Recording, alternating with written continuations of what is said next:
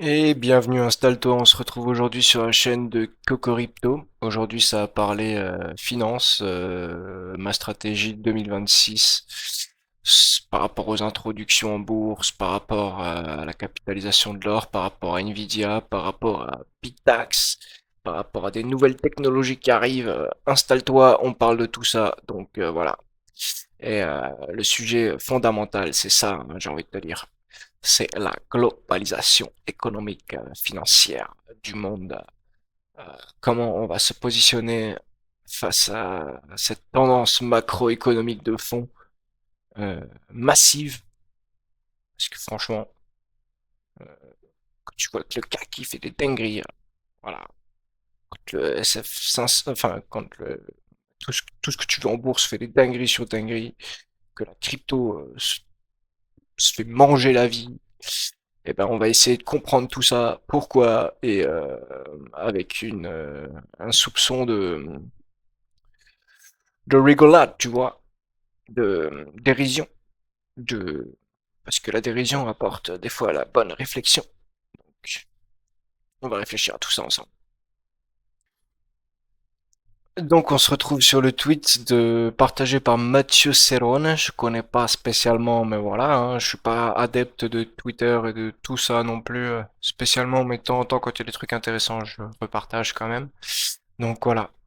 On a la première introduction en bourse qui, je sais même pas ce que c'est que ça, à la limite, c'est des millions enfin des millions de dollars, hein. Voilà. Des billions. Un trillion, ça veut dire, c'est quoi? C'est un milliard un milliard cinq? Ça veut dire que tu fais trois fois OpenAI, c'est ça? Ok, bah écoute, j'ai un peu de mal à visualiser personnellement. Mais je sais une chose, c'est que si t'es si gros que ça et que tu le vaux pas, ouf, mon gars, il y a de la liquidité qui est sur ta gueule là. Toi, tu risques de te faire shorter plus que stratégie, hein. Parce que ouf.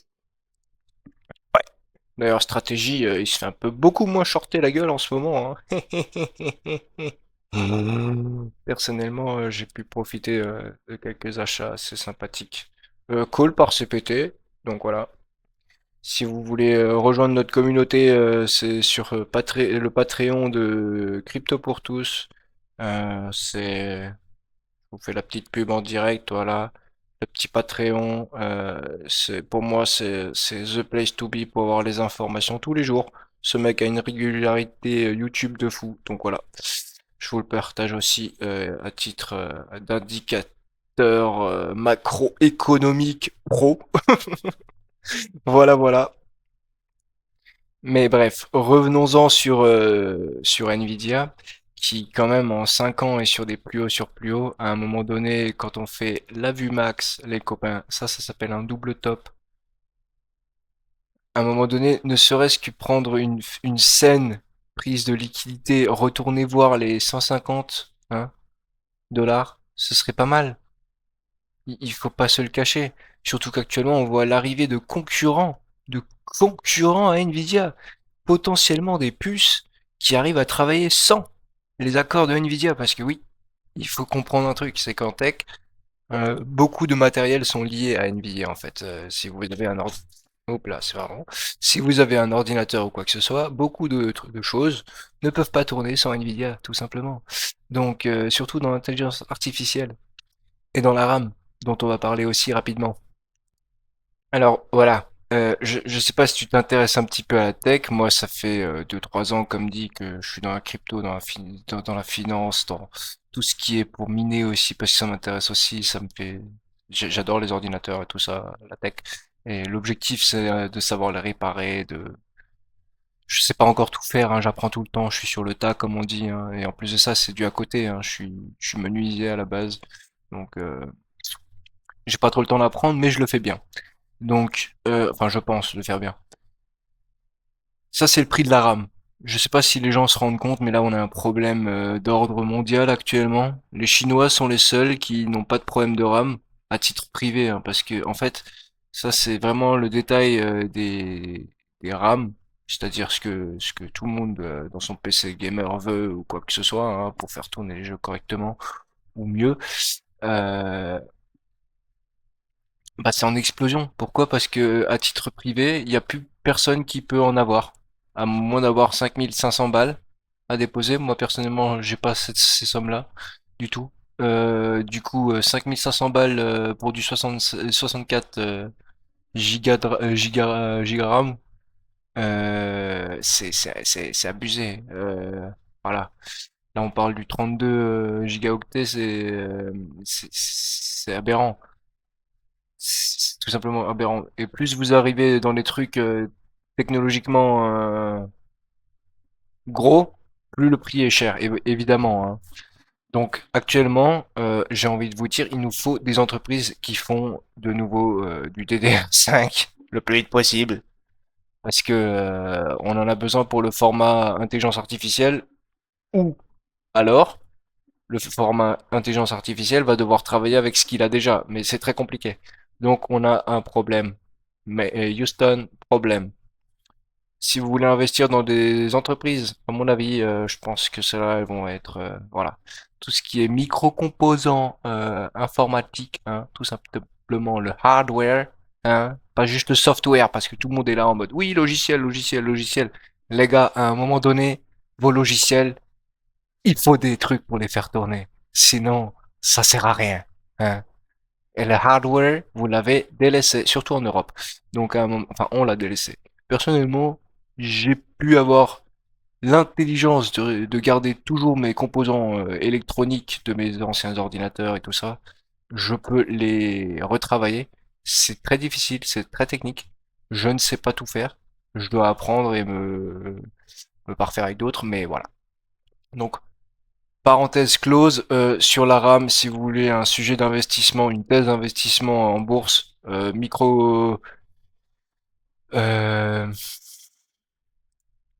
tout ce qui va être micro composants qui font de la RAM, tout simplement. Vous pouvez aller les yeux fermés sur les prix actuels, je crois. On est le 03-05-2026, hein. Je cite bien la date parce que c'est important de comprendre les ordres de marché, hein. Si tu viens dans un mois, frérot, c'est sûr qu'il faudra peut-être plus acheter l'action, hein.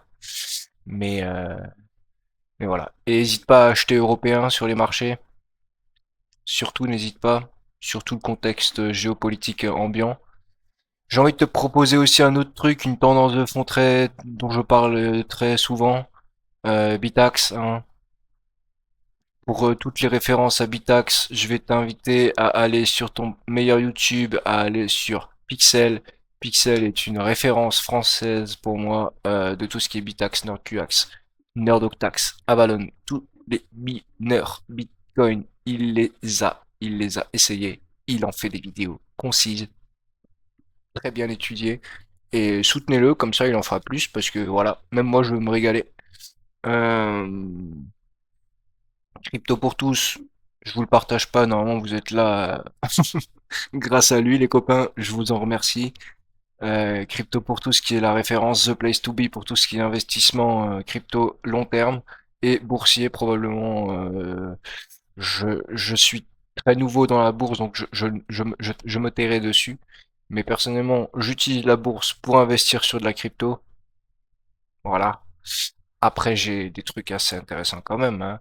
J'investis dans la bourse européenne, donc là récemment j'aurais dit Alstom quoi. Je dis ça comme ça. Alstom c'est bien à regarder. Selon moi, je ne suis pas conseiller financier, je ne suis pas conseiller financier ou quoi que ce soit, donc voilà. Je fais encore de la pub pour le frérot Pixel qui a aussi bah, toujours encore son nœud Bitcoin qui tourne, enfin son nœud, sa poule de minage Bitcoin qui tourne. 100% française pour le moment, enfin 100% française. Moi j'ai un petit Bitax dessus, très clairement. Comme dit, j'ai pas du matos, j'ai pas 50 000 trucs non plus. Donc j'essaie de tester un peu partout. Là actuellement, j'en aurai toujours un au minimum chez eux, parce que c'est le frérot. Et voilà. On est 58e, ouais, on est un newbie, ouais, ouais, mais on va améliorer ce score au fur et à mesure des mois et des années. Bref, maintenant, je vais vous faire un petit peu kiffer les copains, parce qu'à mon avis, si vous êtes sur ma chaîne, c'est que vous kiffez la crypto. Je vais vous parler un petit peu des sujets crypto que je convoite tout simplement. parce qu'on sait qu'il y a une grosse tendance institutionnelle qui se met en place. Et personnellement, est-ce que j'ai envie de suivre le retail? Le retail n'a pas forcément bien payé. Est-ce que les institutions vont mieux payer que le retail? Bah, ils l'ont déjà fait, hein, concrètement. Personnellement, en un mois, 2 mois, comme c'est dit et répété sur CPT Université et CPT Patreon par Crypto pour tous, on fait partie de la team hein, qui en profite. Donc depuis le 6 février, bah, on n'a pas revu nos prix du 6 février, quoi. Hein. Donc on est sur de la performance, certes très légère pour le moment, mais suffit d'un bonjour hein, où Monsieur Marquet est réveillé et puis voilà, c'est parti. Donc les tendances de fond à surveiller Bitcoin, ETH, XRP, hein, comme d'hab. Hein. On voit sur les trois une très grosse congestion. Si vous voulez une analyse graphique weekly tout simple, hein, double top, ça a corrigé, grosse prise de liquidité, mais ça a fait un gros double top aussi, hein, faut se le dire. Hein. Quand tu regardes les prix d'XRP, c'est très parlant. Hein, on est encore sur du x2, x3, hein, clairement. Donc x2, x3, on va pas dire non sur XRP par exemple. Donc une prise de liquidité saine comme celle-là, c'est parfait sur du long terme. Honnêtement, ceux qui sont trop pressés de faire des sous, ils se font souvent manger la vie. En plus de ça, ils en mettent trop. C'est ça le problème, les gars. Il faut pas investir ce que t'es pas capable de mettre tous les jours. Alors que tu fasses du DCA tout le temps, ou que tu fasses du DCA agressif ponctuel, ou que tu fasses du DCA machin, je te conseillerais pas non plus du DCA. Par contre, je te conseillerais d'établir une stratégie, tes prix, tes fonctionnements, et tout simplement d'investir au bon moment, hein. Et là, actuellement, est-ce qu'on est sur des bons moments pour s'intéresser à la crypto, frérot? Frérot, tu poses vraiment la question. La seule qui est moins intéressante d'un point de vue technique, graphique, c'est Tao. Pourquoi? Parce que là, tu vas te positionner, si tu rentres maintenant, tu te positionnes au milieu du graphique. Tu prends autant de risques à la hausse qu'à la baisse. Enfin, autant de risques à la hausse qu'à la baisse. Si ça hausse, tu seras très content, hein, évidemment, probablement. Mais si ça baisse, tu prends des risques, quoi, tout simplement. Alors que si maintenant, t'es sur du Hondo, t'es sur du XRP, t'es sur du Ethereum, t'es sur du Bitcoin, où on est sur sa 489e mort, et il est toujours pas mort, tu vois.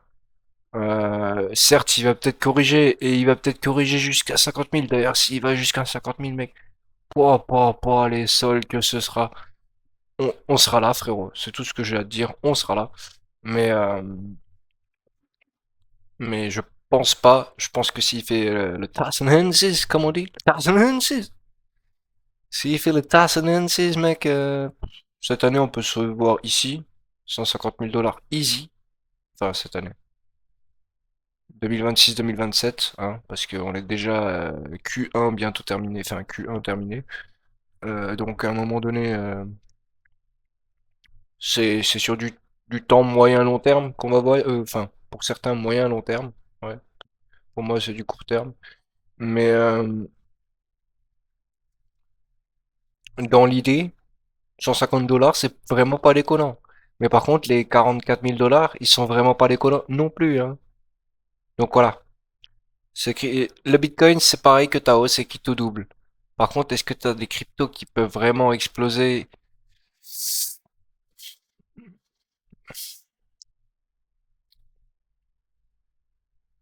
Voilà. Sauver le soldat Ryan, j'ai envie de vous dire, mais à un moment donné,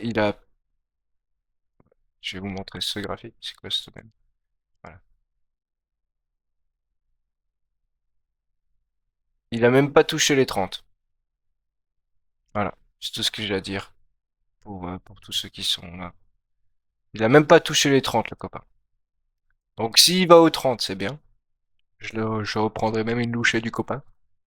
Parce que mon prix d'achat, il est quand même assez haut sur cette merde. Il est aux alentours de 13 $. Donc voilà. Parce que j'ai acheté, parce que j'achète tout le temps, moi. Hein. Je me pose pas vraiment de questions.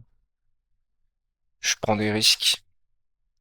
Et du coup, enfin, j'achète tout le temps. Non, j'achète pas tout le temps. Hein. Attention.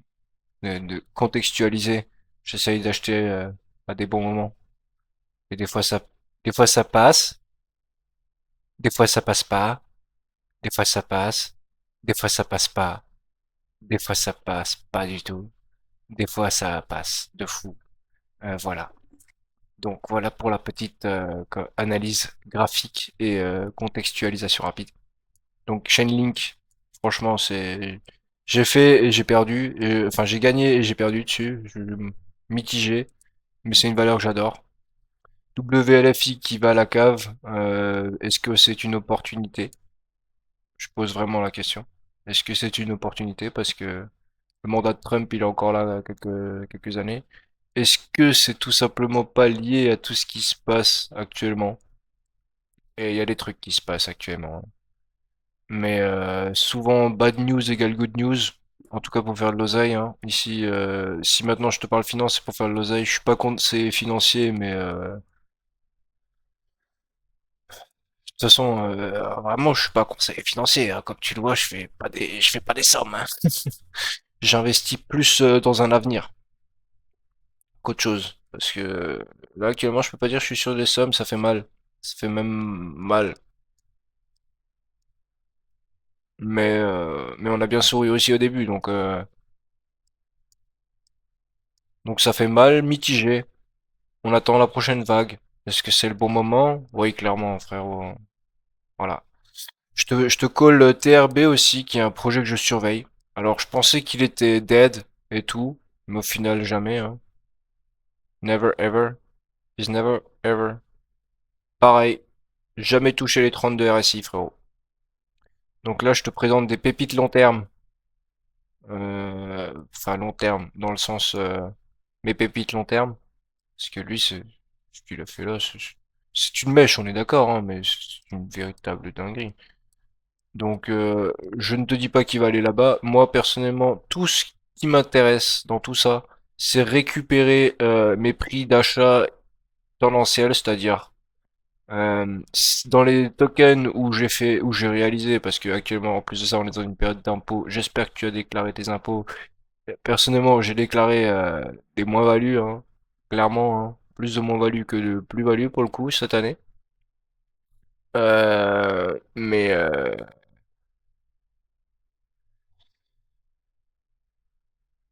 it's green. It's now green, you know. The dream is possible. Le rêve est possible, les copains, le rêve est possible.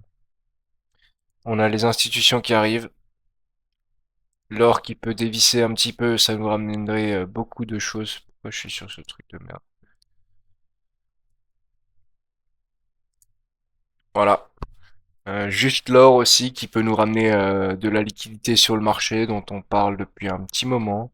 Je pense personnellement qu'il peut aller revisiter les plus hauts, nous faire un magnifique double top graphique, ou alors il l'a déjà fait. À voir, on verra.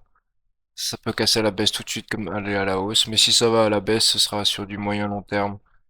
Donc voilà, c'est les tendances graphiques qui se décideront sur les moyens, sur le moyen long terme, tout simplement.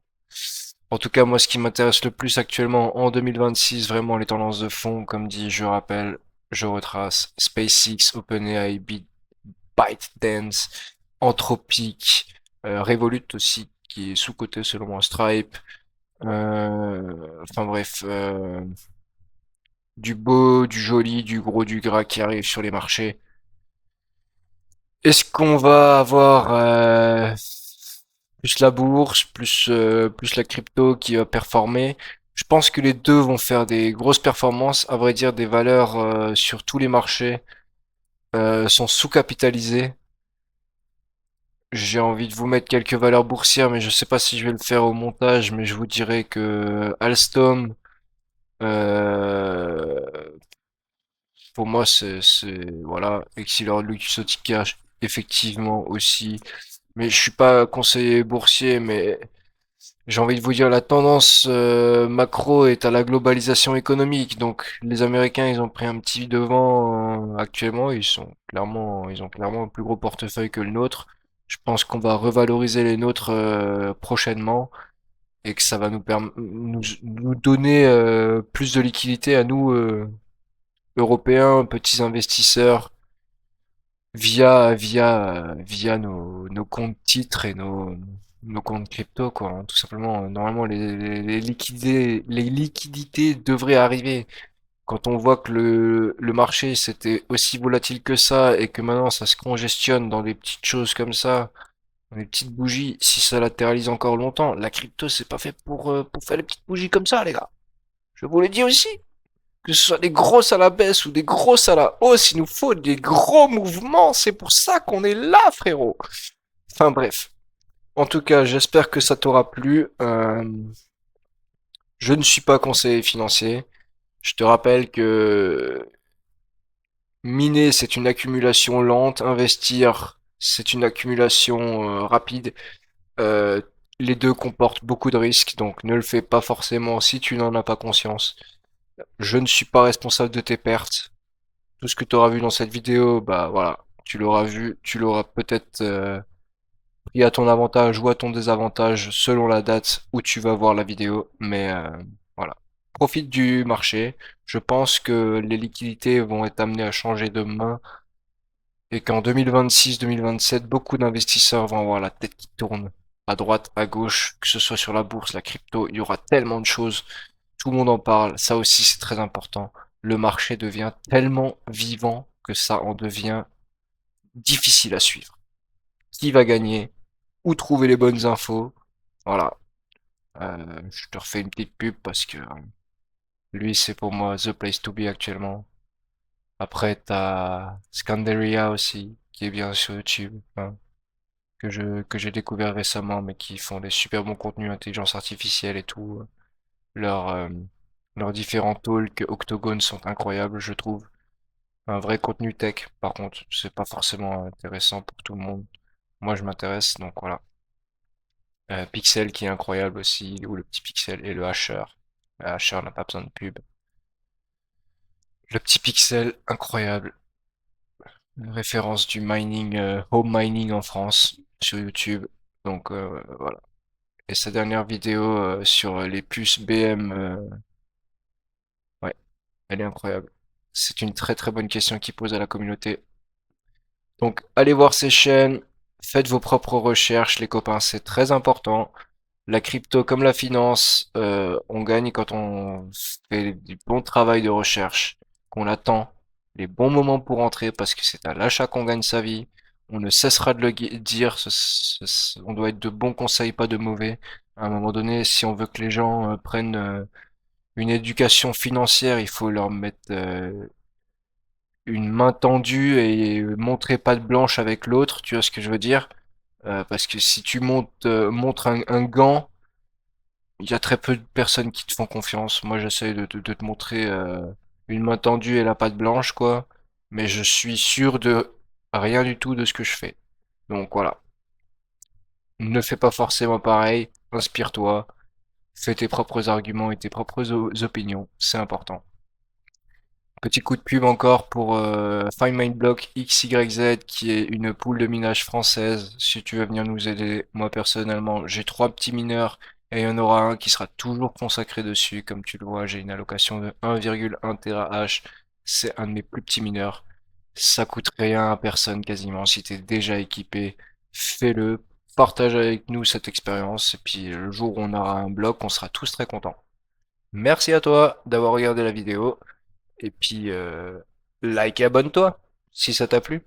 C'est écrit Cocorippto. Et à une prochaine pour une nouvelle vidéo.